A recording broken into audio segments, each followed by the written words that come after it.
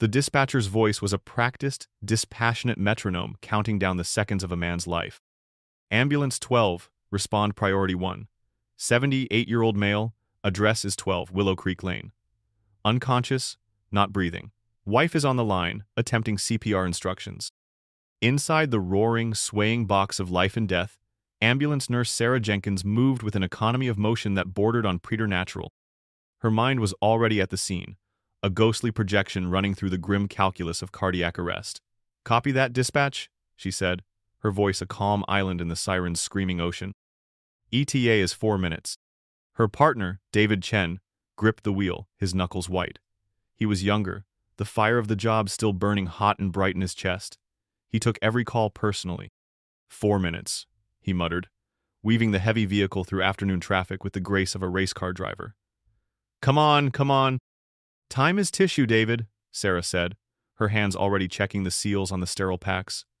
It was their mantra, the gospel of emergency medicine. Every second that ticked by, a patient's heart muscle and brain cells were starving, dying. Survival rates plummeted 10% for every 60 seconds of delay. The clock wasn't just a concept, it was the enemy. She ran through the checklist, her actions smooth and automatic after a decade in the field. Defibrillator pads, check. IV starter kits, check. The advanced airway jump bag, check. She was a master of controlled chaos, a warrior preparing for a battle that was always fought on foreign ground and against an undefeated foe. Turning onto the main drag for Oak Creek, David announced, his voice tight. Should be a straight shot from here. Oak Creek Meadows. The name conjured images of idyllic, sun-dappled Americana. In reality, it was a sprawling monument to beige siding and aggressive landscaping, a newly built labyrinth of pristine asphalt and HOA-mandated perfection. Dispatch, update our ETA to 2 minutes, Sarah said into her headset. We're making good time. They made the final turn onto the private road that led into the development's most exclusive section, the estates. The name was displayed in ostentatious gold lettering on a brick sign, and in front of it, a pristine, black wrought iron gate blocked the road. It was closed. David slowed the ambulance, the powerful engine growling in frustration. The lights painted the manicured hedges in frantic strokes of red and blue. He laid on the air horn, a deafening blast that should have sent birds scattering for miles. The gate didn't move. And then Sarah saw her, a figure, standing beside the gate's electronic keypad, arms crossed, radiating an aura of immovable, self-satisfied authority. What is she doing? David growled, leaning on the horn again. This is an ambulance. The woman was in her 50s, dressed in expensive navy blue athleisure wear that had likely never seen a bead of sweat. Her blonde hair was a perfect, immobile helmet. She held up a hand, a gesture not of help, but of condescending patience, as if they were a minor inconvenience she would get to in her own time. David cut the siren. The sudden, ringing silence was more shocking than the noise. The only sound was the hum of the engine and the frantic thumping of Sarah's own heart. She unbuckled her seatbelt. Is she serious? David whispered, his disbelief palpable. Sarah's face was a mask of rigid professionalism, but a cold fire was kindling in her eyes. She pushed open the heavy passenger door and stepped onto the immaculate asphalt.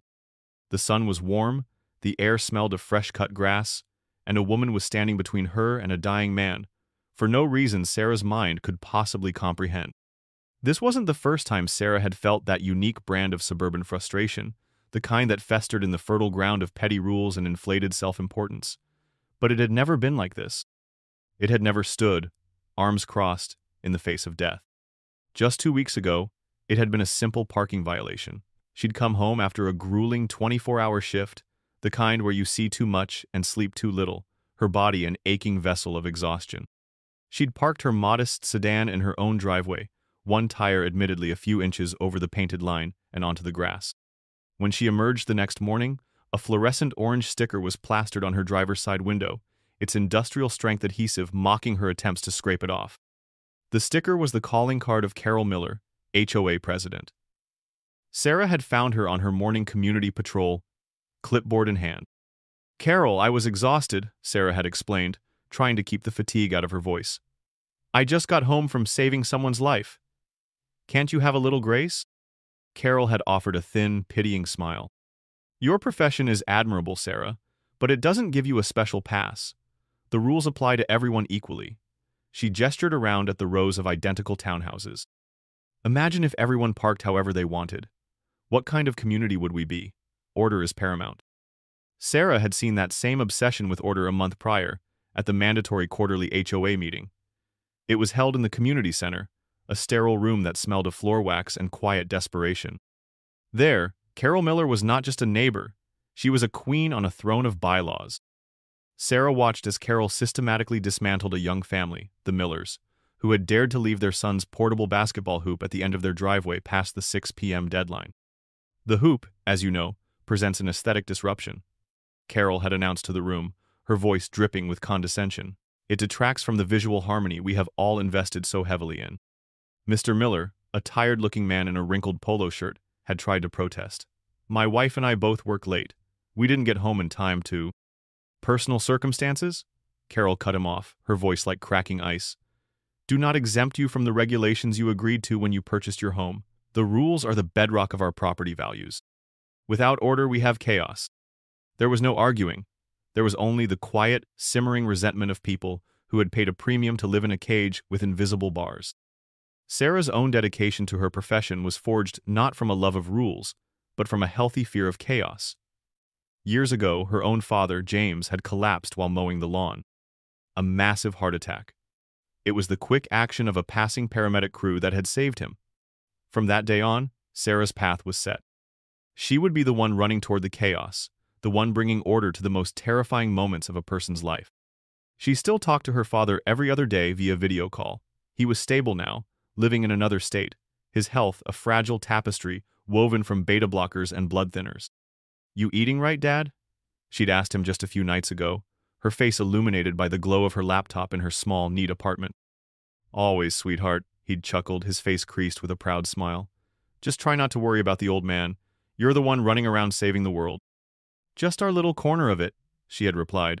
Just be good, take your meds. It was for him, and for every person like him, that she now stood on this sun-drenched patch of asphalt, facing down the high priestess of petty order. She walked towards the gate, her stride measured and purposeful. Carol watched her approach, a slight, smug tilt to her head. Ma'am, Sarah began, her voice level and devoid of emotion.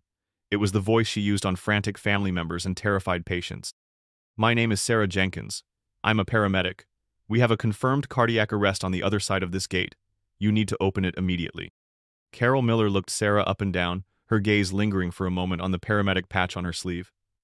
I'm Carol Miller, the HOA president, she replied, as if announcing a royal title. And according to our bylaws, this gate can only be opened by a resident with a registered transponder, or by using the directory keypad to contact a resident.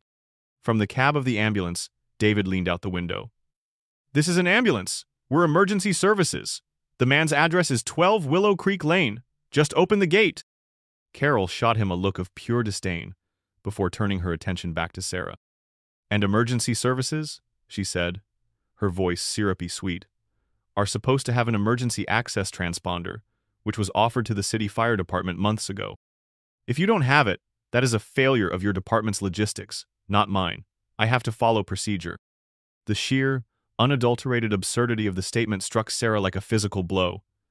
She fought to keep her composure, to not let the red haze of fury cloud her judgment.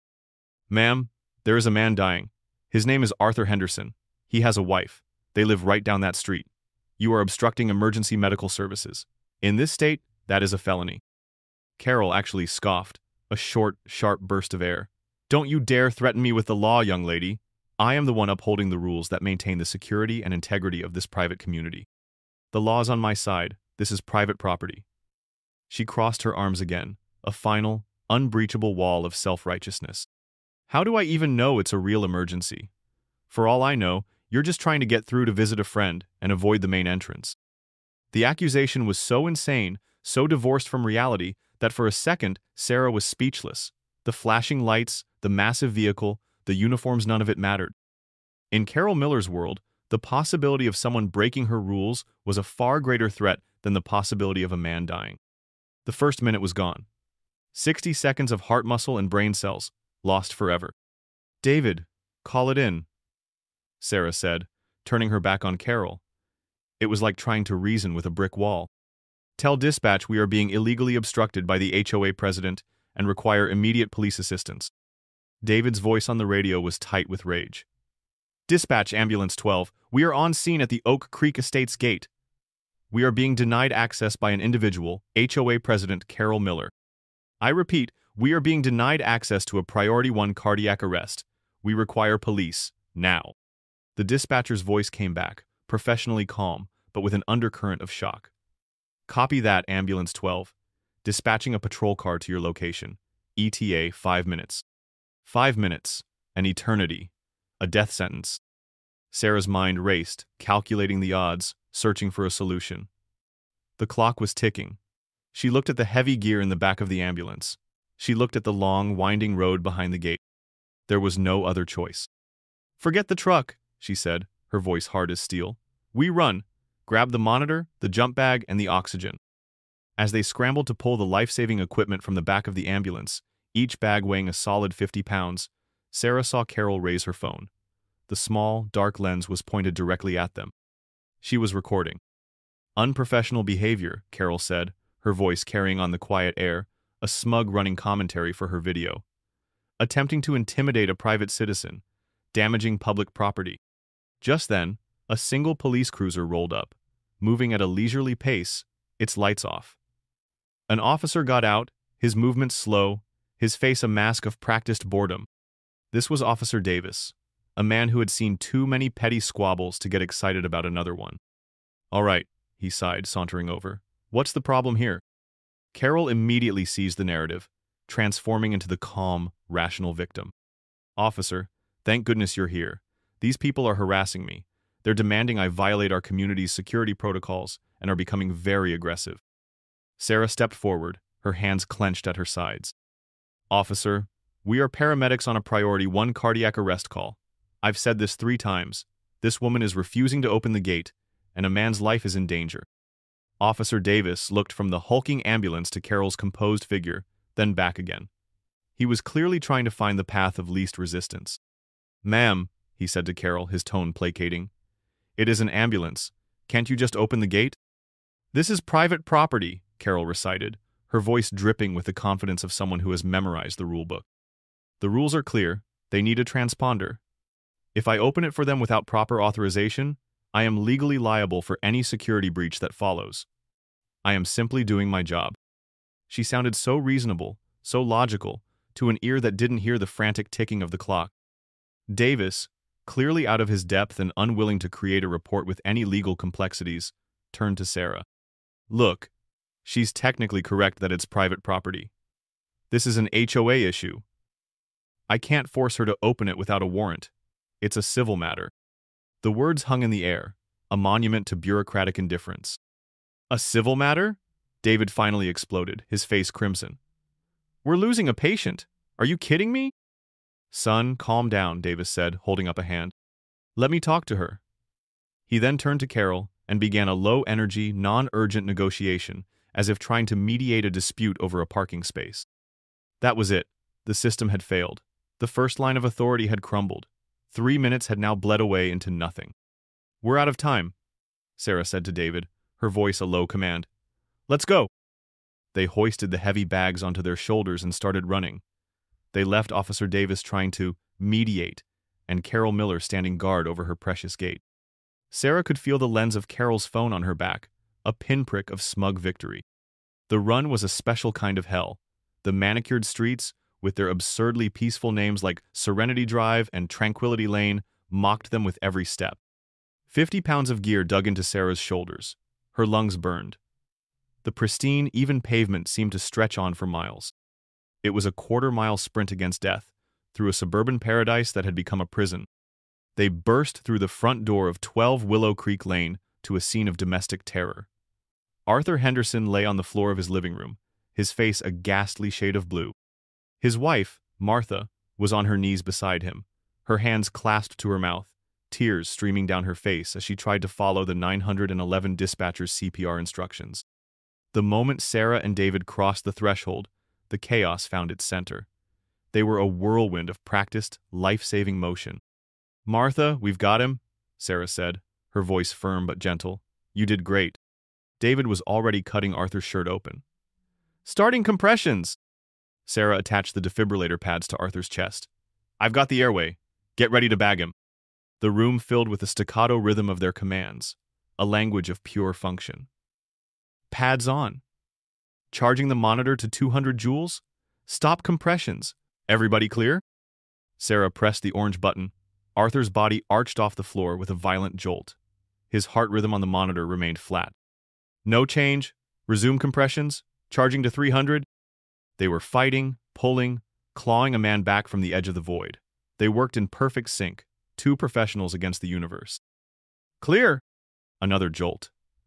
Sarah's eyes were glued to the monitor. For a heart-stopping second, nothing. Then, a flicker.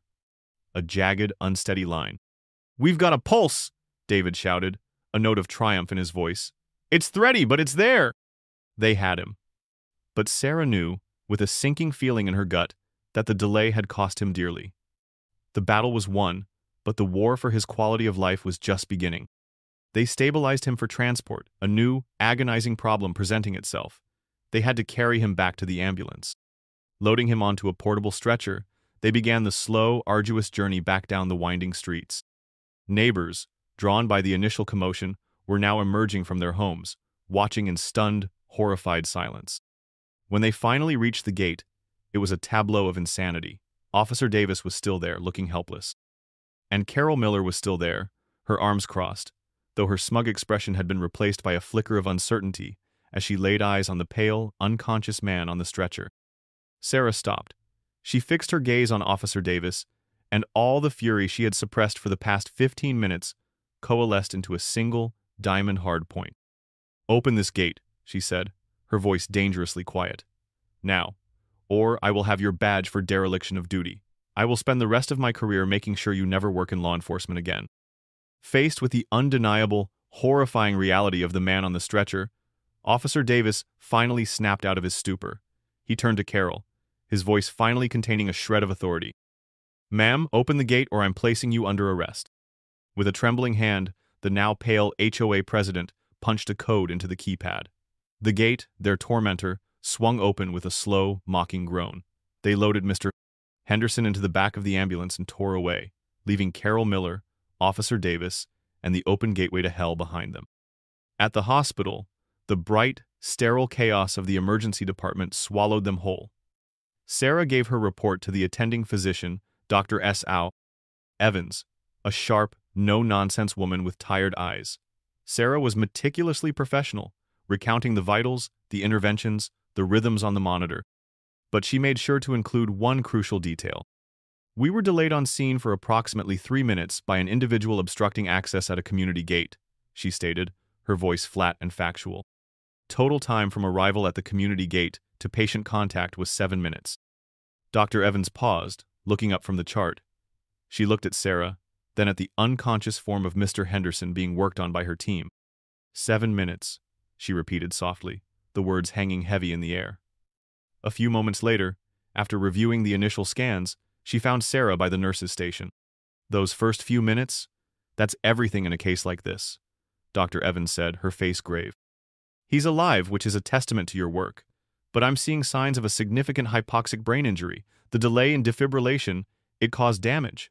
We'll have to wait and see how extensive it is." The words were a hammer blow. Official, medical validation of the harm Carol Miller's obsession with rules had wrought. It wasn't an inconvenience. It was a permanent, life-altering injury. A wave of cold, professional anger washed over Sarah, colder and deeper than any hot flash of fury. But the story wasn't over. Back in Oak Creek Meadows, another actor was entering the stage. A retired Army colonel, a man who had commanded battalions and had zero tolerance for petty tyrants, had witnessed the entire event from his front window. He had seen the ambulance arrive, seen Carol's obstruction, seen the paramedics' desperate run. He had seen enough. He didn't call 911. He knew that would just get him another Officer Davis. He pulled a small, laminated card from his desk drawer, a card he kept from his time on a county planning committee. He dialed the direct line for the county sheriff. "Sheriff's office? Thompson speaking." The voice on the other end was gravelly, calm, and radiated an authority that Officer Davis could only dream of. "Sheriff, this is Colonel Miller from Oak Creek Meadows," the neighbor said, his voice crisp and precise. "I need to report a felony in progress. This is not a civil dispute. This was a clear violation of State Penal Code 38.15, interference with public duties. An ambulance was blocked from reaching a cardiac arrest victim for several minutes by our HOA president, Carol Miller. A man nearly died. Your local city police were on scene and failed to act." There was a pause on the other end of the line. It was not a pause of confusion, but of consideration. "Thank you for the call, Colonel," Sheriff Thompson finally said, his voice a low rumble. "I'm on my way." Sheriff Thompson's black and white SUV was bigger, cleaner, and infinitely more imposing than the city police cruiser. It rolled up to the gate of the estates at Oak Creek Meadows less than 20 minutes later. Sheriff Thompson stepped out. He was a tall, broad-shouldered man in his 50s, his uniform pressed to a razor's edge, a tan Stetson hat sitting squarely on his head. He didn't walk. He commanded the ground beneath him. He found Officer Davis still there, awkwardly trying to fill out his incident report. Carol was beside him, trying to spin her version of events. Thompson gave Davis a look that could curdle milk. "I'll take it from here, son," he said, his voice leaving no room for argument. He turned his gaze to Carol. His face was a granite slab, impossible to read. "Ma'am, I'm Sheriff Thompson. I've received a credible report that you deliberately obstructed an ambulance from reaching a medical emergency." Carol, seeing a new uniform to win over, launched into her practice speech. "Sheriff, as I was just explaining to this officer, our community bylaws are very clear about access protocols." Thompson held up a hand, a gesture that was not a request but a command. It stopped Carol mid-sentence. "I don't give a damn about your bylaws," the sheriff said, his voice low and steady. "I care about state law, and let me be very clear. No HOA rulebook in this country supersedes a felony statute." As he spoke, his radio crackled. A dispatcher's voice, clear and concise, relayed an update from the hospital, an update Thompson had requested the moment he got the call. "Be advised, Sheriff. Patient is alive but in critical condition. Attending physician confirms the delay in treatment was a direct contributing factor to a suspected hypoxic brain injury." The final piece of the puzzle clicked into place. Thompson turned his full attention back to Carol. The air grew cold. "Because of your rules," he said, his voice dropping to a dangerous whisper. "Because of your need for control, Arthur Henderson may spend the rest of his life, however long that may be, unable to speak, or walk, or even recognize his own wife. Because you couldn't be bothered to open a gate." Carol's face, for the first time, crumbled. The smugness, the certainty, the righteousness, it all evaporated, replaced by a rising tide of pure terror. I was just following the rules," she stammered. "No, ma'am," Thompson countered, his voice like grinding stone. "You were committing a crime." He nodded to his deputy, a large man who had been standing silently by. "This gate is now a public nuisance and an instrument in the commission of a felony. We're seizing it as evidence." The deputy retrieved a massive pair of bolt cutters from the back of the SUV. He walked to the heavy chain that served as a secondary lock on the gate. Snick. The sound of the first cut was like a gunshot in the quiet afternoon. Crack. The thick chain fell away. By now, neighbors were emerging onto their lawns, their faces a mixture of fear and dawning hope. But the sheriff wasn't done. He gestured to the road where a heavy-duty county tow truck, which he had summoned on his way over, was pulling up. "I don't want it unlocked," Thompson said to the tow truck driver. "I want it gone. Pull the whole damn thing off its hinges." The driver attached a thick winch cable to the main frame of the gate. With a groaning shriek of tortured metal, the entire wrought iron structure, the symbol of Carol's petty tyranny, was ripped from its concrete moorings. It crashed to the ground with a deafening clang that echoed through the entire neighborhood. A moment of stunned silence, and then it began. One person started clapping, then another. Within seconds, the entire street had erupted in spontaneous, cathartic applause. It was a sound of liberation. Through it all, Sheriff Thompson's eyes never left Carol Miller's face. He let her watch her kingdom fall. Then, he stepped forward, pulling a pair of handcuffs from his belt. The metallic click as he fastened them around her wrists was the final punctuation mark. "Carol Miller," he said, his voice ringing with the clear, cold authority of the law. You are under arrest for interference with public duties, a state jail felony. The story exploded across the local news. A neighbor's video of the gate being torn from its foundation went viral, replayed on a loop between segments. The headline was irresistible. OA president arrested after blocking ambulance. Sheriff seizes community gate. And there, beneath it, was Carol Miller's mugshot, her perfect hair slightly askew, her eyes wide with shock and humiliation. In the hospital break room, David Chen let out a triumphant whoop as he watched the report on the small television. "Yes! Justice!" he yelled, pumping his fist. Sarah watched, a cup of lukewarm coffee in her hands. She felt a profound sense of relief, a deep satisfaction that a great wrong had been righted. But there was no joy. She was a healer, not an avenger. "This doesn't help Mr. Henderson now," she said quietly, her thoughts still with the man fighting for his life upstairs. The change in Oak Creek Meadows was immediate and palpable. The very next day, the oppressive atmosphere had lifted. With the physical gate gone and its architect in disgrace, people emerged from their homes as if from a long winter. Neighbors who had only ever exchanged curt nods were now stopping to chat on the sidewalk. Kids' laughter echoed in the streets. A small delegation of residents appeared at Sarah's door that evening. They carried a warm lasagna, a bottle of wine, and a stack of thank you cards. The retired Army colonel was among them. "You did what we were all too afraid to do for years," he said, shaking her hand. "You stood up to her. Thank you." Sarah felt a blush creep up her neck, uncomfortable with the praise, but she was deeply moved by the genuine gratitude in their eyes. Her most important visit, however, was back to the hospital. She went on her day off, out of uniform, to the ICU waiting room. Martha Henderson and her son were there.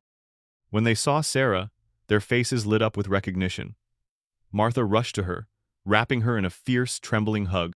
"The doctor told us," Arthur's son said, his voice thick with emotion. "He said if you hadn't been as skilled as you are, if you hadn't run all that way to get to him, he'd be gone. You gave my father a fighting chance. Whatever happens from here, you gave us that. Thank you." That was the only validation Sarah needed. It wasn't about the viral video or the downfall of a petty tyrant. It was about this family, in this sterile waiting room, clinging to the hope she had carried to them on her shoulders. The wheels of justice ground on. Carol, out on bail, hired a slick, expensive lawyer who attempted to frame the narrative as one of a gross overreach of government power. He painted Carol as a civic-minded volunteer who was being made a scapegoat. But the evidence was a mountain. Sarah's calm, factual deposition was unshakable. Officer Davis's body cam footage was a damning portrait of inaction. And the prosecutor, armed with testimony from a dozen other residents about Carol's long-standing pattern of intimidation and abuse of power, built an ironclad case. Faced with the undeniable facts and the prospect of a felony conviction, Carol took a plea deal. She pled guilty to a lesser misdemeanor, but the price was steep. A massive fine that would wipe out her savings, 500 hours of community service, and a court order permanently banning her from ever serving on any HOA board in the state again. Back at Oak Creek, the HOA held an emergency election. The retired colonel was voted in as the new president. His first act was to propose a new bylaw, which the community unofficially but unanimously dubbed Sarah's Law. It mandated that any and all security gates must have a standardized Knox-box key vault for emergency services and a fail-safe open feature for emergency signals. It concluded with a single, powerful sentence. "The unimpeded access of first responders shall be this community's highest priority, superseding all other rules, regulations, and bylaws." It passed without a single dissenting vote. The incident sent ripples all the way to City Hall. Sheriff Thompson and the city fire chief used it as a case study, presenting to the city council on the systemic dangers of inaccessible gated communities across the county. They invited Sarah to speak. Standing at a podium, her hands trembling slightly, she looked out, not at politicians, but at a room full of faces. She spoke, not of her own actions, but of the principle at stake. "This isn't about one person or one bad day," she said, her voice clear and steady. "It's about the promise we make to each other as a society. It's about the idea that when you call 911, help is coming. Seconds count. Gates, rules, and procedures should help us, not hinder us.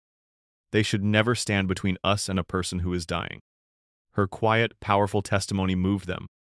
The city council passed a new ordinance, mandating the standards from Sarah's Law for every single gated community in the county, with a 6-month deadline for compliance.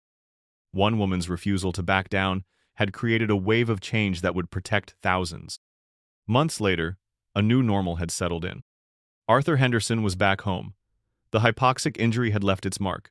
He walked with a slight limp and sometimes struggled for words, but he was alive.